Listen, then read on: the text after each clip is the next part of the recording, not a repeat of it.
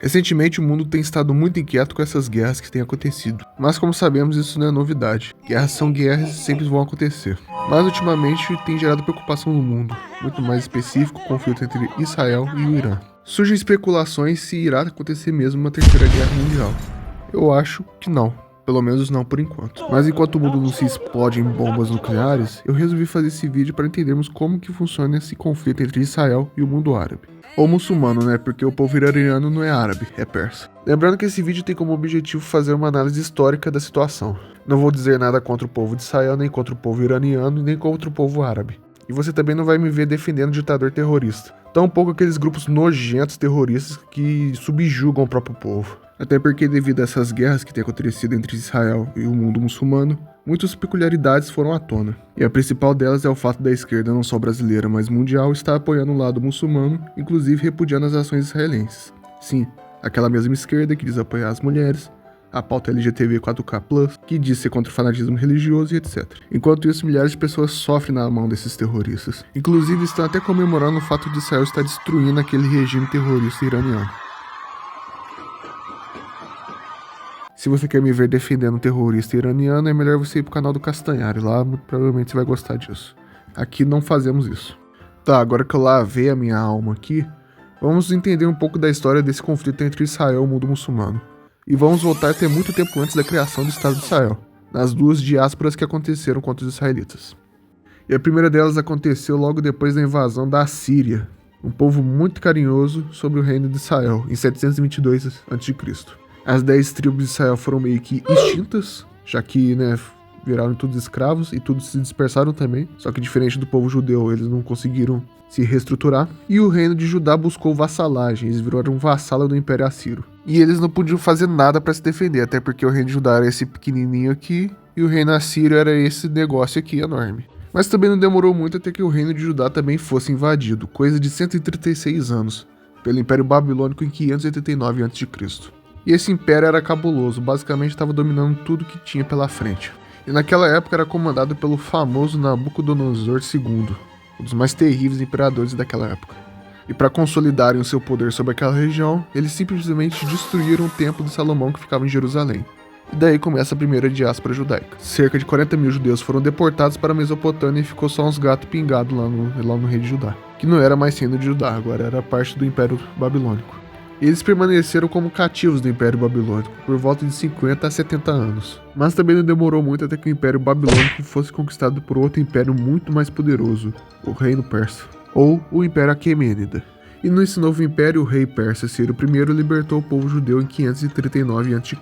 e os permitiu que voltassem para suas terras, na qual, em Jerusalém, eles construíram um novo templo, que ficou conhecido como o Segundo Templo de Jerusalém. E os anos vão se passando e outras duas nações iriam conquistar aquela região. A primeira delas era o Império Macedônico, que era controlado pelo famoso imperador Alexandre o Grande, que triunfou sobre a Pérsia. Mas o mais famoso deles é o Império Romano, que na época não era o Império Romano ainda era uma República Romana. E a conquista de Jerusalém aconteceu a mando do general romano Pompeu por volta de 60 a.C. E os romanos permaneceriam lá por bastante tempo, e os judeus obviamente não gostavam nem um pouco desse domínio romano. Se você já leu os 4 evangelhos da Bíblia, você deve saber muito bem o porquê. E com os judeus cansados da palhaçada que os romanos faziam nas terras deles, em 70 d.C. acontece a revolta dos judeus contra o Império Romano, ou as guerras judaico-romanas. Mas como sabemos, o Império Romano era imbatível na época. Eles simplesmente massacraram os judeus que estavam em Jerusalém, e eram comandados pelo general Tito, filho de Vespasiano, o imperador romano na época, e Tito viraria o imperador pouco tempo depois. O Templo de Jerusalém foi novamente destruído, e aconteceu a segunda diáspora judaica. Ainda aconteceria outra revolta em 132 d.C., pois os romanos estavam construindo um templo para Júpiter, onde era o Templo de Jerusalém. Mas não deu em nada, os judeus foram repelidos novamente e foram proibidos de entrar em Jerusalém. E nessa segunda diáspora, os judeus iriam migrar para todas as partes do mundo, na Europa, na Ásia, na África, mas ainda manteriam o sonho vivo de voltarem para suas terras e reconstruírem a sua nação. E aquela região que antes era o lar dos judeus ficou conhecida como Palestina. Aquela região também seria dominada por outros povos, além do Império Romano. O primeiro seria o Império Bizantino, depois seriam os árabes, também viraria o Reino de Jerusalém, que era um reino cruzado, que foi controlado pelos europeus. que não durou muito porque as cruzadas foram um verdadeiro fiasco, e os mamelucos passariam a dominar aquela região. Mas em 1517, os otomanos passariam a dominar aquela região, e ficaria assim até a Primeira Guerra Mundial. E é aí que as coisas começam a ficar interessantes, pois na Primeira Guerra Mundial, o Império Otomano já estava muito fragilizado. Eles até perderam a Líbia para a Itália alguns anos antes, o que foi uma completa de uma humilhação, até porque o reino da Itália não era um reino tão poderoso assim se comparado, por exemplo, com a Alemanha ou com o Império Austro-Húngaro. Mas a Primeira Guerra Mundial acontece e eles lutaram diversas batalhas contra os britânicos. E os britânicos, que não eram bobos, apoiaram os movimentos separatistas árabes que tinham na região. E os árabes viviam destruindo as ferrovias que eram importantes para o esforço de guerra do Império Otomano. E o britânico mais famoso dessas batalhas árabes foi o famoso Thomas Edward Lawrence. Para que os britânicos tivessem o apoio dos árabes, eles prometeram a criação de um grande Estado árabe na região. Mas como eles não são bobos, eles fizeram um acordo com a França para desmantelar ainda mais o Império Otomano, no qual eles dividiriam parte do território. E para piorar ainda mais a situação, eles prometeram a região da Palestina para os judeus. E esse seria um dos principais motivos para causar todas essas brigas intensas que tem hoje em dia. E após o fim da Primeira Guerra Mundial e o armistício com os impérios centrais, os britânicos permaneceriam naquela região por um bom tempo. E enquanto isso, em toda a Europa via-se um crescente movimento antissemita por parte de movimentos políticos extremistas. Mas ao mesmo tempo começava um outro movimento político que seria a alma da criação do Estado de Israel, o movimento sionista, que defendia a criação do Estado de Israel e a volta dos judeus para o seu território de origem. E esse movimento teve início em 1895, em uma reunião em Viena com líderes judaicos. Já em 1910, os judeus começavam a voltar para suas terras, e formavam comunidades conhecidas como kibbutz. E após a dominação do Império Britânico que eu citei anteriormente, a migração judaica foi só aumentando. E é claro, os palestinos foram completamente avessos a essa migração judaica que estava acontecendo.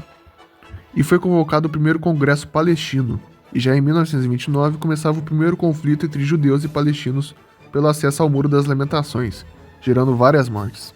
Enquanto isso, na Europa, os movimentos antissemitas estavam cada vez mais violentos, e ascende ao poder na Alemanha uma figura política e polêmica que tocaria o terror contra os judeus. Todos conhecemos a figura como Adolf Hitler e o seu partido nazista. Os nazistas foram o ápice do ódio contra os judeus, e na Segunda Guerra fizeram coisas terríveis contra o povo judeu. A mais brutal delas foi, obviamente, o extermínio em massa de 6 milhões de judeus, nos campos de concentração e nas câmaras de gás. Daí você deve pensar, se Hitler era contra os judeus, muito provavelmente ele era a favor dos muçulmanos, correto? Sim, correto. Claro que do jeito dos nazistas. Eles viam os árabes como racialmente inferiores. Mas, como já dizia o ditado, o inimigo do meu inimigo é meu amigo, e os nazistas até que tinham uma certa relação com os muçulmanos, com Hitler se encontrando com o ex-mufti de Jerusalém, Amin al-Hussein. E o mais curioso de tudo, tinha até um batalhão da SS composto inteiramente por muçulmanos. A 11ª Divisão de Montanha da Waffen-SS Handschar. Enquanto isso, a criação do Estado de Israel ainda estava bem turbulenta. Em 1931, já tinha 174 mil judeus na Palestina, acontecendo assim muitas brigas internas naquela região. E com o fim da Segunda Guerra Mundial e a criação da ONU, as negociações estavam pesando em favor dos árabes, 80% do território seria destinado a eles, enquanto somente 20% seria para os judeus. Os judeus aceitaram a proposta, mas os árabes se recusaram. Porém, com a descoberta do Holocausto, a comunidade internacional favoreceu os judeus. E muitos estavam migrando em massa para a Palestina. Os britânicos tentavam barrar essa migração, mas os judeus criaram grupos paramilitares e ocuparam diversas áreas para tornar Israel independente. Então, em 1947, os britânicos entregariam essa questão para a ONU. E em novembro de 1947 viria a solução para esse problema. Metade do território seria dividido para cada um dos povos, 53,5% para os judeus e 45,4% para os palestinos. E Jerusalém ficaria sob o controle internacional. Vale uma menção honrosa ao representante do Brasil na ONU, Oswaldo Aranha, que foi importante nas decisões da ONU em favor de Israel. Tanto que a comunidade judaica reconhece e agradece o papel de Oswaldo Aranha na criação do Estado de Israel. Inclusive, ele ganhou até o Nobel da Paz por isso. Assim, os judeus aceitaram esses termos, porém os árabes novamente recusaram. Os motivos foram: havia mais árabes do que judeus naquela região, 70% de população árabe e 30% de judeus. Além disso, os árabes ficariam com terras menos férteis e com pouca água potável. Mas a ONU, que já devia estar de saco cheio dessa história, aprovou mesmo assim. E em 1948 nascia o Estado de Israel. Mas a paz ainda não viria para os judeus ainda. Os caras mal haviam ainda sido independentes e os árabes já queriam invadir as terras deles. E queriam a destruição completa do novo Estado de Israel. E aconteceu a Primeira Guerra Árabe-Israelense, com Egito, Jordânia, Síria, Iraque e outros palestinos se unindo contra Israel. mas foi um completo desastre para os árabes. E assinaram um armistício com Israel em janeiro de 1949. Israel ganhou 79% dos territórios palestinos. Os endiabrados queriam destruir Israel, mas quase acabaram sendo destruídos. Porém, isso ainda não ia parar por aí, pois aconteceria depois disso a Guerra de Suez, a Guerra dos 6 Dias e a Guerra do Yom Kippur. Todas tentativas árabes de tentar subjugar o território de Israel, mas que fracassaram vergonhosamente. Ou seja, Israel botou o pau na mesa e pediu para os caras medirem ainda. Ainda viria alguns conflitos menores, como atentados e outras coisas, mas a paz chegaria para os judeus e os árabes finalmente, com o Acordo de Abraão em 2020, mediado pelos Estados Unidos na primeira administração de Donald Trump. Porém, você acha que acabou aí? Não. Israel seria vítima de mais um ataque terrorista, dessa vez da organização do Hamas, que ficava na faixa de Gaza, no qual terroristas mataram milhares de inocentes a sangue frio, israelenses e estrangeiros, e às vezes até usavam seu próprio povo de bucha de canhão.